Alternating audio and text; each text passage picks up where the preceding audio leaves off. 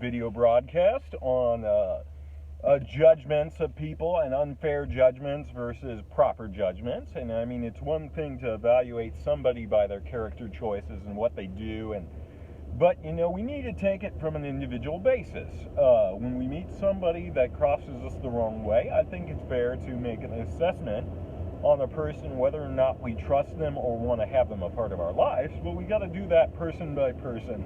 I'm going to read from Matthew 7, 1 through 2, where it says, "Do not judge, or you too will be judged. For the same way you judge others, you will be judged. And with the measure you use, it will be measured to you."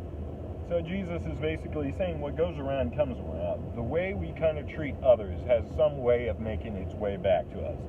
We're going to talk about that today, and I don't think it's fair to make an assessment on an entire people group based on a few encounters with people of that various people group. That really isn't fair, and we got to give each person the benefit of the doubt until they give us a valid reason not to like or trust them. But we got to do it as a case-by-case basis, and not unfairly stereotype a whole group of people based on the poor choices of certain people from that people group. And we see this happening all the time. We see, for example, somebody might not be particularly religious. They go into church and they have a bad experience with a certain church or a group of people from a church, and they automatically assume all Christians are like this. They're all the same. Or, let's take, for example, another example is we assume that people sometimes assume that everybody who is homeless has ended up that way because they're on drugs or something. Although that does happen, it doesn't mean that every homeless person is out on the streets because they got addicted to drugs or something like that. Or we hear all sorts of things all the time throughout our day. Throughout our time in our culture, we make so many unfair assessments on people groups that we get kind of a partial side of a story where we see certain people in this people group do this, and then we automatically assume that everybody is universally the same from that people group. For instance, there was a period of time where ISIS and Al-Qaeda and people like that were causing terror crimes, and then a lot of people thought, well, all Muslims must be violent people, which is not necessarily true. And it's not always true that every white person is, quote, racist, as they say. We have a lot of people pointing fingers about this group of people and that group of people saying, well, they're all like that, or they're all like that.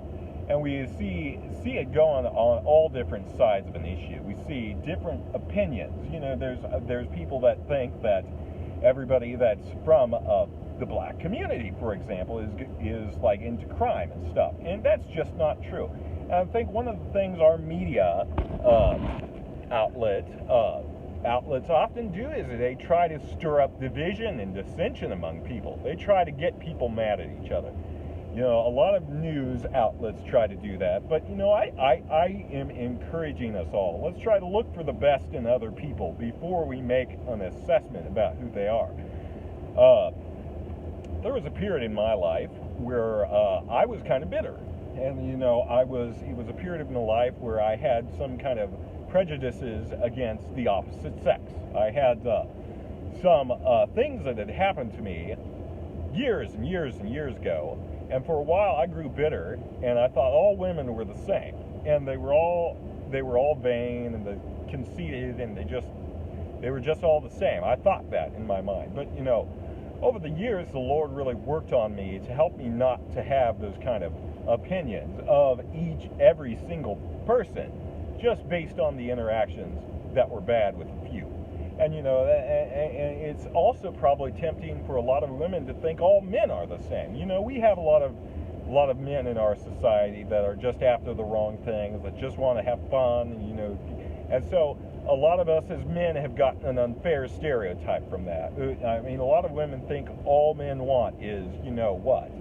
And I think that's not fair when we build an entire assumption on a gender, a race of people, a culture, or just a group of people just based on the bad interactions we have with some people who affiliate themselves with this group or that. And I think, in all fairness, we just got to take it case by case basis. We can't just assume the worst about people who we don't even know. I mean, that's not really fair. I mean, if someone does you wrong, if someone is unkind or unfair or unjust to you, you can make the assessment and say, well, that person's actions are not good.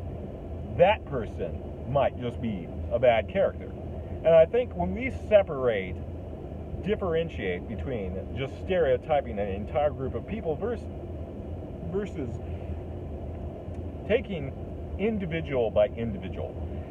For example, I've had some bad experiences when, interacting with non-Christians, people who didn't share my faith. But that doesn't mean I will treat them all the same. Everybody has a different story. Everyone has a different reason for why they do things. And so I think it's best when we get to know other people and hear them out before we make an assumption on that person. I mean, I think that's the way Jesus would have us live our lives.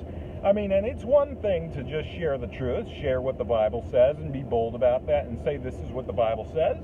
And if it's something that has to do with how someone's behaving, if it's sin, I think it's totally fair to say, well, the Bible says this particular behavior in your life is sin. I'm not going to judge your motives. I'm not going to judge your heart. I really don't know that. Only the Lord and you know that, what is in your heart, why you're doing the things that you're doing, or why you are thinking the way you're thinking. But I will say, I think, whether it be some belief they have, you can challenge that belief system. You can challenge their behavior without smearing them as a person. And I think that's the big difference. I think that's what we've let go of in our society. I think it's totally fine to challenge other people's beliefs, their views on things, and have an open, honest dialogue. I think it's okay to challenge behaviors in a kind and respectful way, but, if we just automatically assume we know that person's heart, that's where we go wrong.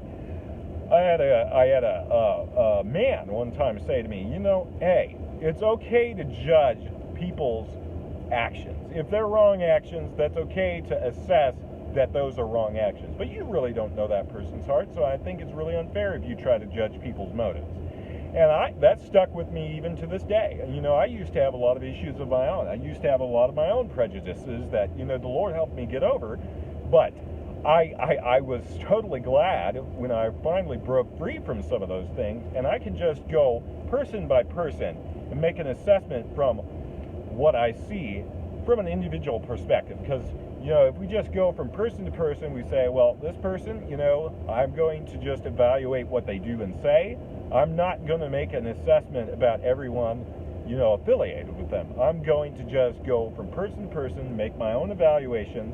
There are some people that we shouldn't trust. There's some people that we shouldn't have in our lives. If you've had a person that has been toxic and has done things to hurt or take advantage of you, then maybe that's the point where you got to judge and say, well, this person is probably not a healthy individual to run with in a crowd or have as a part of my life. And that's a different thing than just going up to somebody before you even get to know them and then saying, you are this way.